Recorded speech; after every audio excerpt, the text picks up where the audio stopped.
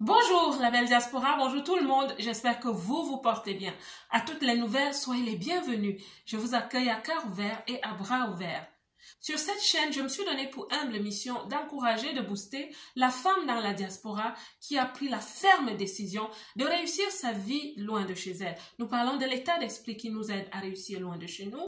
Nous parlons de la santé mentale et nous parlons de notre responsabilité à prendre nos vies en main afin de la réussir loin de chez nous. Avant de vous parler de ma perception de ce que je vois se passer au Canada en ce moment en termes d'immigration, parlons de la loi de Z. La vie est faite de changements de circonstances. Il y a des petits et des grands changements. Mais en ce qui concerne les changements liés à des groupes, c'est très important de savoir gérer la communication. Il y a des changements difficiles à communiquer. Imaginez dans une famille, le père a perdu son travail. Ils prennent donc la décision de réduire le budget mensuel. Il y a beaucoup de choses qui vont sauter. Et parmi ces choses, c'est le chocolat à tartiner du petit déjeuner. Je vous assure que c'est une décision difficile à communiquer aux enfants. Parce qu'il ne faut pas les laisser avec un arrière-goût, que les parents sont insensibles à leurs besoins et les laisser avec un certain niveau de déception. C'est donc un grand changement à organiser dans cette famille. Ce que les enfants ne savent pas, c'est que les parents se sont assis. Ils ont une réflexion.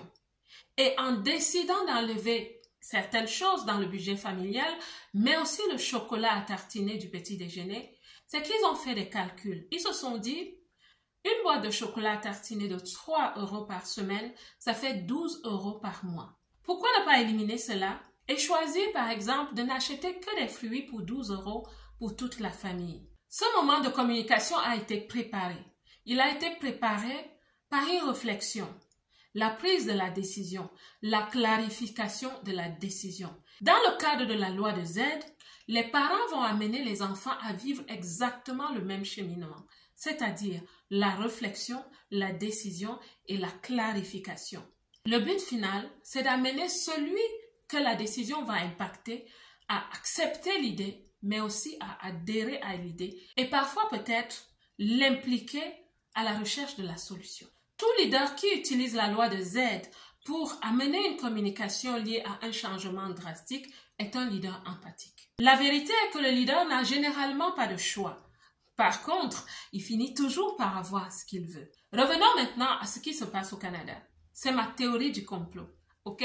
Ça, c'est une analyse personnelle de ma compréhension de comment est-ce que la communication est en train d'être cascadée et en fait, quelle est la vraie intention. La grande annonce de réduire de 50% les travailleurs temporaires au Canada a été suivie d'un grand tollé. Le malaise a été très grand. Selon ma théorie, le vrai changement ici, ce n'est pas la réduction des 50%. Quand on écoute le patronat canadien et certaines analyses stratégiques, c'est facile de comprendre que le Canada ne peut pas se permettre d'expulser ce grand nombre, encore moins de geler l'immigration. Après plusieurs communications du gouvernement, ce qui commence à être clair pour moi est que le gouvernement canadien a besoin de travailleurs dans certains secteurs. Le secteur de la santé et de l'aide à la personne, le secteur de l'enseignement, le secteur agricole, les métiers de la construction et aussi le besoin de peupler le reste du pays, le reste des provinces du Canada. Et dans cette théorie, vous allez comprendre que d'un côté, il y a des besoins, ces besoins que je viens de citer. Et d'un autre côté, vous avez une population, une grande population qui ne rêve que d'avoir un permis de résidence au Canada et de travailler. À vous de réfléchir. Il y a le besoin et il y a une réponse. Dans le fond, la loi de Z est un outil empathique parce qu'il prend en compte les émotions des autres.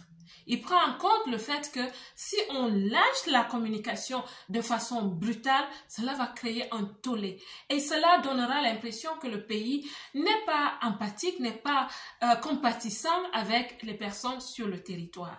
Donc, il faut choisir un moyen de communication qui partira de quelque chose, du Big Bang, quelque chose qui va faire peur à tout le monde. Mais petit à petit, on va arriver à la conclusion. Donc, la belle diaspora du côté du Canada, je te souhaite beaucoup de courage. Je te souhaite surtout d'être flexible en ce moment. La vie est faite de changements. Et parfois, un changement est juste une réorientation. Et le seul risque que tu encours ici en étant flexible, c'est de trouver ta stabilité. Et je pense que ce n'est pas un risque qu'on ne peut pas courir. Donc, en conclusion, selon moi, ce qui se passe au Canada, c'est que oui, il fallait annoncer une nouvelle.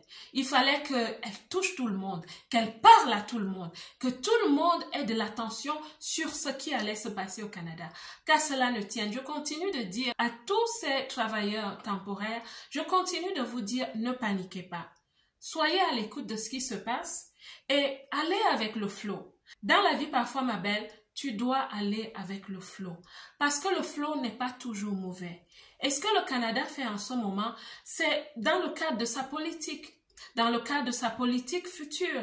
Et c'est normal, je vous le dis encore, c'est normal. Si tu as ta maison et qu'il y a des étrangers, tu prendras des mesures pour accommoder tout le monde, mais surtout pour que la vision et l'intérêt capital du foyer ne soient pas brisés.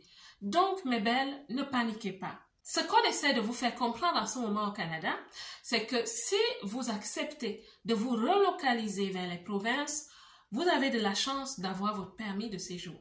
Si vous souhaitez vous engager ou alors de changer carrément votre vision professionnelle vers ces carrières dont les pénuries sont claires au Canada, vous avez de la chance d'y vivre. Et moi, je vais finir par vous dire, en tant que sœur, je vais vous dire, la vie est faite de réorientation parfois. Alors, quel est votre choix? Votre paix dépendra de votre choix.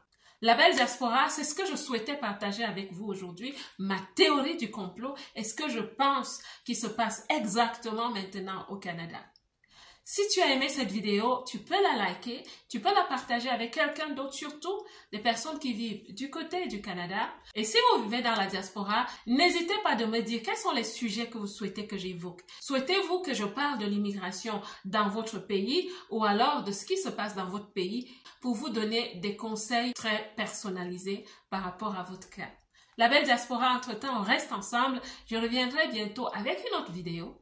Que Dieu vous bénisse. Et moi, comme d'habitude et toujours, je vous aime.